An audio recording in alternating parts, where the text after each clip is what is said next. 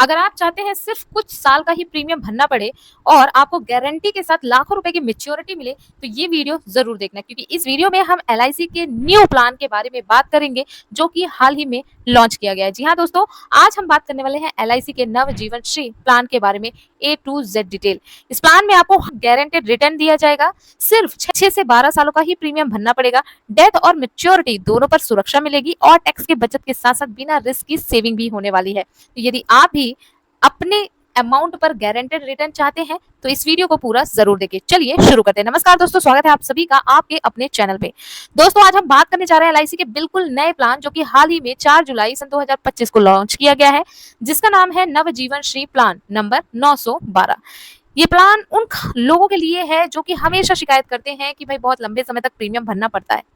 इस प्लान में सबसे पहले इसी बात पे ध्यान दिया गया है कि आपको कुछ साल ही प्रीमियम भरना होगा, भी अवधि तक आपको सुरक्षा और सेविंग भी मिलने वाली है, और सबसे बड़ी बात, बिना बाजार रिस्क के एक तय गारंटेड रिटर्न भी मिलेगा।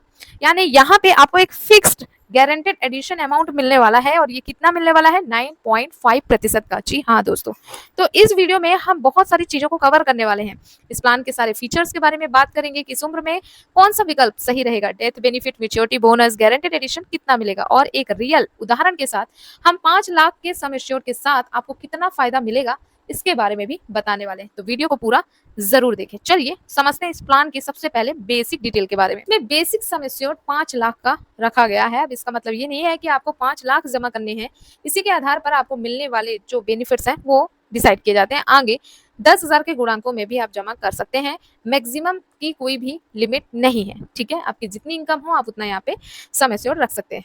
अब यहाँ पे पॉलिसी टर्म्स भी हैं। जी हाँ, पॉलिसी टर्म्स है 10 से 20 सालों का, मतलब मिनिमम पॉलिसी टर्म रखा गया है 10 साल, मैक्सिमम रखा गया है 20 साल। प्रीमियम पेमेंट टर्म, इसे आप बहुत अच्छे से समझिए, क्योंकि आप में से मैक्सिमम लोगों का क्वेश्चन रहता है कि क्या कोई कम समय के लिए पॉलिसी नहीं है। तो पॉलिसी की इस समस्या को दूर करने के लिए एलआईसी ने 6 साल, 8 साल, 10 साल, 12 साल, आपकी सुविधा के अनुसार आप अपना पीपीटी चुन सकते हैं।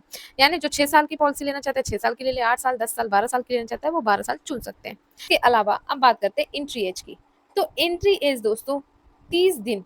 जी हाँ, अगर कोई बच्चा 30 दिन का भी है तो आप उसके नाम से भी पॉलिसी ले सकते हैं। मैक्सिमम जो एंट्री एज है वो 60 वर्ष रखी गई है, लेकिन अगर कोई 16 साल के लिए प्लान लेता है तो फिर एंट्री एज 59 रखी गई है। इस प्लान में आपको गारंटेड एडिशन मिलता है, मतलब आपको यहाँ पे जो रिटर्न पर परसेंटेज वैल्यू मिलने वाली है वो आप देख पाएंगे, यानी आप अपना मैच्योरिटी खुद कैलकुलेट कर सकते हैं। यदि किसी ने 10 से 13 साल का प्रीमियम लिया है तो 8.50% का यहाँ पे आपको जीए देखने को मिलेगा। वहीं पे यदि किसी ने 14 से 17 साल का प्लान लिया है तो 9% का आपको यहाँ पे एडिशनल गारंटेड रिटर्न देखने को मिलेगा। और यदि किसी ने 18 से 20 साल की पॉलिसी टर्म ली है तो उसे 9.5% का गारंटेड एडिशन मिलने वाला है। डेथ कवर के भी यहाँ पे 2 विकल्प दिए गए हैं। ये विकल्प आपको स्टार्टिंग में ही चुनने होते हैं, लेकिन उससे पहले आपको समझना है कि ये विकल्प होते क्या हैं। देखिए, पॉलिसी यदि कोई लिया और किसी कारणवश यदि उस पॉलिसी धारक की मृत्यु हो गई तो आपको डेथ कवर के लिए 2 ऑप्शन मिलते हैं। पहले ऑप्शन में ये है कि जो भी आप प्रीमियम डाल रहे हैं उस प्रीमियम का 7 गुना करके जो भी रिजल्ट आएगा उसको आपको आप सम एश्योर्ड से कंपेयर करना पड़ेगा, जिसमें जो भी बड़ा होगा उसी को डेथ कवर के रूप में नॉमिनी को दे दिया जाएगा। इसमें ऑप्शन 2 ये भी है कि आप जो भी प्रीमियम दे रहे हैं उस प्रीमियम पे 10 गुना कर प्रीमियम को 10 गुना करके जो भी रिटर्न आए उसको बेसिक सम एश्योर्ड से कंपेयर करना है। जो भी बड़ा होगा वो नॉमिनी को प्रोवाइड कर दिया जाएगा। इसके अलावा मैच्योरिटी में बेनिफिट भी देखने को मिलेगी, मतलब आपका सम एश्योर्ड तो होगा, उसके साथ साथ आपका गारंटेड एडिशन जो भी होगा वो ऐड करके दिया जाएगा। यहाँ पे मैं आपको बता दूं, कोई भी बोनस नहीं दिया जाएगा, सारा रिटर्न पहले से ही तय कर दिया गया है। इसके अलावा इसमें और भी सुविधाएं देखने को मिलती हैं, जैसे आपको राइडर का ऑप्शन मिल जाता है। आप चाहें तो अतिरिक्त प्रीमियम देकर कई सारे राइडर्स भी ले सकते हैं, जैसे AD and DV rider, accidental benefit, new term assured, premium waiver, और भी राइडर्स आप ले सकते हैं और आप सुविधाएं इसकी ले सकते हैं। इसके अलावा अन्य सुविधाएं भी हैं, जैसे लोन, सेटलमेंट, मैच्योरिटी भी बेनिफिट आपको मिला है उसे किस्तों में भी आप ले सकते हैं। इसके अलावा आप सरेंडर कर सकते हैं, लोन ले सकते हैं। ऐसे बहुत सारी यहाँ पे बहुत सारी सुविधाएं आपको यहाँ पे देखने को मिल जाएगी, ठीक है। अब चलिए इस पूरी पॉलिसी को हम एक एग्जाम्पल से समझते हैं। मान लीजिए कोई एक व्यक्ति है, ठीक है, जिसकी एज है 20 साल, ठीक है। पॉलिसी का प्रीमियम टर्म रखता है 12 साल और पॉलिसी का टर्म रखता है 20 साल। मतलब उसे प्रीमियम भरना है 12 साल, लेकिन मेच्योरिटी होगी 20 सालों में, ठीक है। सम एश्योर्ड भी उसे चूज करना होगा, तो उसमें मिनिमम सम एश्योर्ड 5 लाख रुपए का रखा है। तो चलिए अब हम कैलकुलेशन देखते हैं कि आखिरकार इस व्यक्ति को मेच्योरिटी में कितना अमाउंट मिलेगा। तो देखिए अभी इस व्यक्ति की एज कितनी है, 20 है, ठीक है। मतलब यहाँ से पॉलिसी शुरू हुई। पॉलिसी का प्रीमियम कब तक भरना है, ओनली फॉर 12 ईयर, यानी 12 साल तक प्रीमियम भरना होगा। उसके बाद इसे कोई भी प्रीमियम नहीं भरना है। मतलब आने वाले सालों में, यानी जो बकाया के 8 साल हैं, चूंकि मेच्योरिटी 20 सालों में होगी, तो यहाँ पे जो बकाया के 8 साल है उसमें कोई भी अमाउंट नहीं पे करना। जब वो व्यक्ति 40 साल का होगा तब उसकी मेच्योरिटी कंप्लीट हो जाएगी। अब मेच्योरिटी में सम एश्योर्ड और जीए दोनों मिलकर मिलेगा। अब सम एश्योर्ड तो आपको पता है कि व्यक्ति ने 5 लाख रुपए इसमें निवेश किए हैं, तो 5 लाख का सम एश्योर्ड हो गया। बट जीए कैसे कैलकुलेशन होगा, जीए मतलब जो गारंटेड एडिशनल बेनिफिट मिल रहा है वो कैसे आपको मिलेगा। तो देखिए प्रीमियम इसका कैलकुलेट हम करते हैं कि प्रीमियम इसका एक साल में 47,300 रुपए लग रहा है, ठीक है। 47,300 रुपए विदाउट जीएसटी। लेकिन आपको भी पता है कि फर्स्ट प्रीमियम में जीएसटी लगता है, तो ये जीएसटी है 4.5% की। तो जीएसटी सहित इसका प्रीमियम हो गया 49,429 रुपीज, मतलब 49,429 रुपए का। अब जब सेकेंड ईयर होगा तो थोड़ा प्रीमियम कम हो जाएगा क्योंकि जीएसटी कम होता है, तो सेकेंड ईयर 48,364 रुपए लगेगा। और इसी तरीके से प्रीमियम आगे घटता जाता है।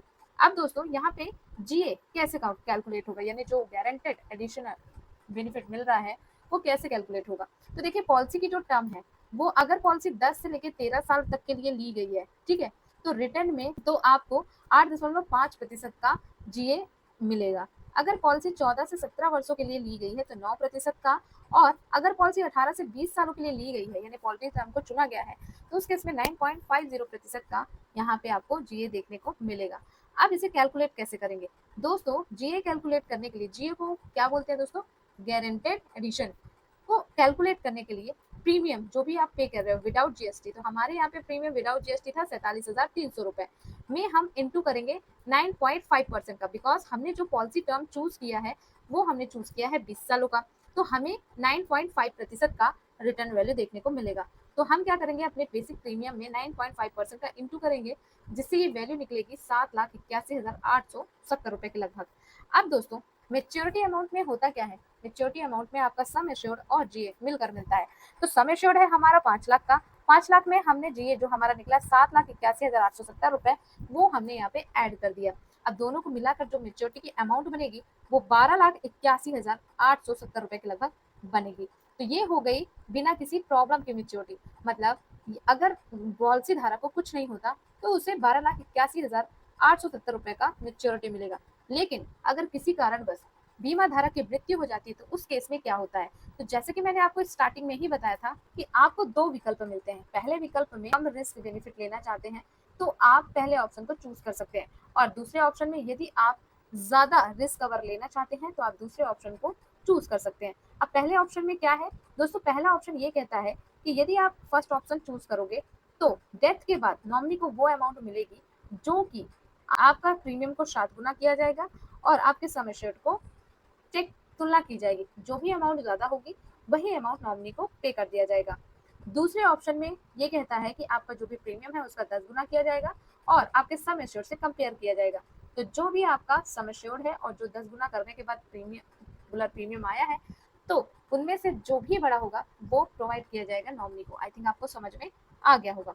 नहीं समझ में आया तो मैं एक बार और बोल देती हूँ, जो भी आप प्रीमियम भर रहे हो उसका 7 गुना, मतलब उसमें 7 का गुना कर देना, जो अमाउंट आएगा वो अमाउंट, और आपका जो सम एश्योर्ड होगा वो अमाउंट, दोनों को कंपेयर करना है। जो ज्यादा अमाउंट होगी वो अमाउंट आपको पे कर दी जाएगी आफ्टर डेथ। यदि आप फर्स्ट ऑप्शन चूज करते हो तो सेकंड ऑप्शन में सेम एज इट इज 10 गुना करना है, और जो अमाउंट आएगी वो अमाउंट, जो सबसे बड़ी होगी अमाउंट दोनों में से, वो अमाउंट आपको पे कर दी जाएगी, ठीक है।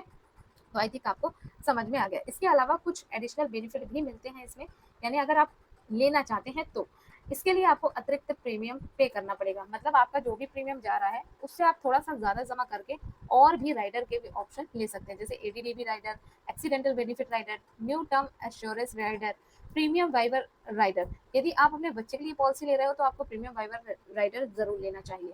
ओके, इसके अलावा इस पॉलिसी में आपको लोन की सुविधा भी देखने को मिल जाती है। अगर किसी व्यक्ति को लोन चाहिए तो पॉलिसी चलने के 1 साल बाद आप उसको लोन के लिए भी अप्लाई कर सकते हैं। वहीं पे अगर किसी व्यक्ति को सरेंडर करना है तो पॉलिसी चलने के 1 साल बाद वो उसे सरेंडर भी कर सकता है। इसमें आपको एक और ऑप्शन मिल जाता है जो भी आपका मैच्योरिटी अमाउंट है या डेथ बेनिफिट है, वो आप किस्तों में ले सकते हो, 5, 10, 15 सालों की किस्तों में भी ले सकते हो, ठीक है? या फिर आप एक साथ भी ले सकते हो। तो यहाँ पे आपको कुछ अलग से ऑप्शन भी देखने को मिल जाएंगे। इसके अलावा पॉलिसी भरने के जो मोड है वो मंथली, क्वार्टरली, हाफ ईयरली और ईयरली है। यदि आप मंथली ऑप्शन चूज करते हो, यानी अगर आप चाहते हो कि आपके बैंक अकाउंट से डायरेक्ट प्रीमियम कट हो जाए, तो आपको नेक्स्ट ऑप्शन को टिक करना होगा। और यदि आप क्वार्टरली, हाफ ईयरली, ईयरली जमा करते हो, तो आप इसे जमा कर सकते हो ऑनलाइन, ऑफलाइन, जैसा भी आपको सही लगे। तो ये थी LIC की नव जीवन श्री पॉलिसी, जिसका टेबल नंबर है 912। आई होप इस पॉलिसी के बारे में आपको पूरी डिटेल अच्छे से समझ में आ गई होगी। फिर भी कोई डाउट है तो आप हमें कमेंट में पूछ सकते हैं। उम्मीद करते हो वीडियो आपके लिए काफी हेल्पफुल होगी। अगर वीडियो हेल्पफुल है तो वीडियो को लाइक करके शेयर जरूर करिएगा, और ऐसी इंटरेस्टिंग अमेजिंग वीडियो के लिए चैनल को सब्सक्राइब कर सकते हैं। थैंक यू दोस्तों।